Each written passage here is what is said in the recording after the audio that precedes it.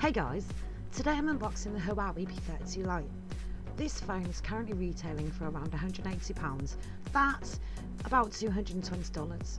There is a new version of the P30 Lite, which is why I picked up this handset for a discounted price. Out of the box, the phone comes with a plug, USB-C cable and headphones, although I didn't notice the headphones as they were tucked in the cardboard. It also has a SIM extraction tool. The handset has a 6.15-inch display, a Kirin 710 octa-core processor. This particular model has 128 gig of storage and 4 gig of RAM, a 48 megapixel camera, 24 megapixel front camera and 3340 mAh battery.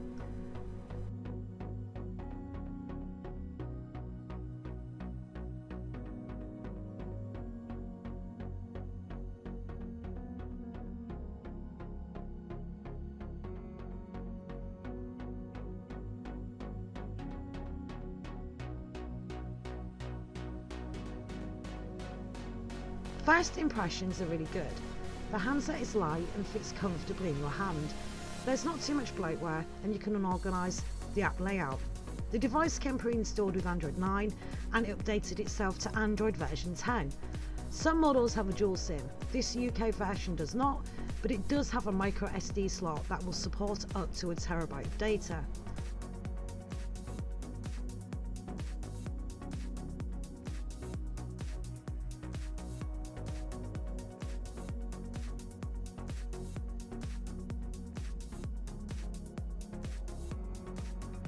The display is clear and crisp. There are many options to adjust the display. I particularly like the eye comfort mode. This enables you to adjust the screen to minimise eye strain. It's auto brightness and adjusts automatically to lighting conditions. It comes pre-installed with the most common Google apps. Scrolling through the web browser is smooth and relatively quick.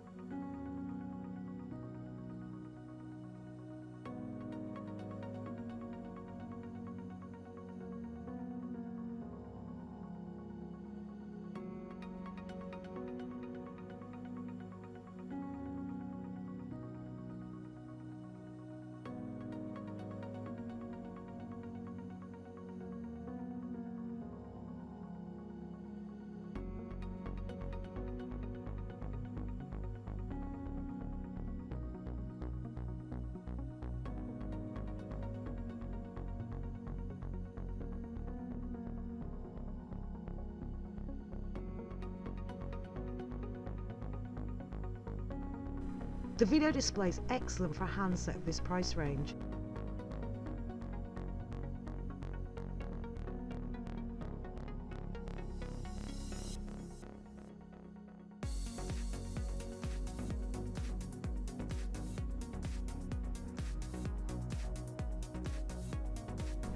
I really like the option where you can either have full screen or border, if like me that dip annoys you.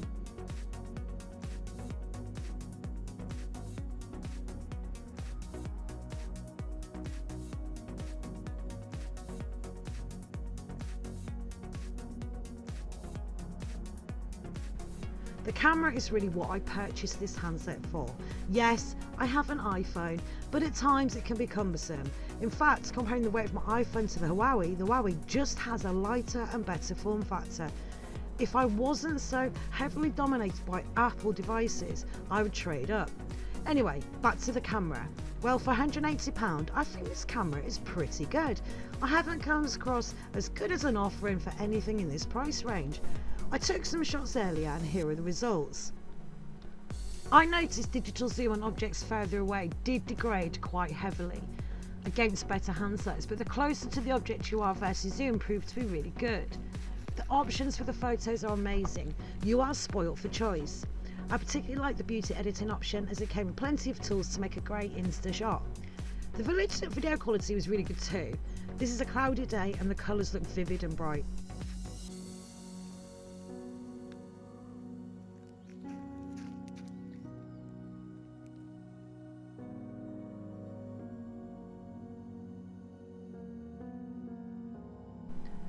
I also took a couple portraits in lower light and was happy with the results.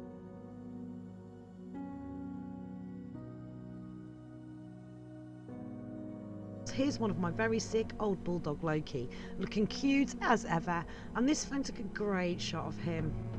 Having spent 24 hours with this handset, what do I think? Well, overall I'm happy with it. It has a fingerprint sensor and facial recognition. I've not yet used the fingerprint sensor, instead opting for facial recognition, and to be honest, it was a bit hit and miss. I'd say 75% of the time it works. It doesn't work quite as well as Apple's system, but it does the job for me.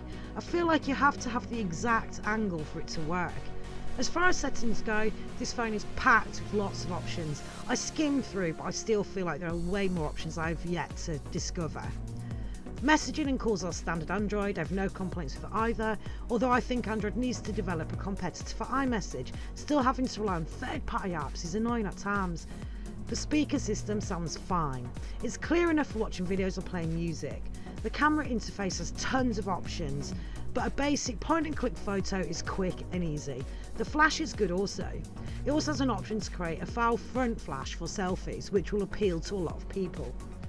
The apps include a mirror option if you need to check yourself on the go. There's a health app that has a step counting. I'm not sure how accurate it is though, but I do like the feature. There's a note app, reminders, alarm clock, the usual features I expect. Out of the box, the phone is pretty much good to go.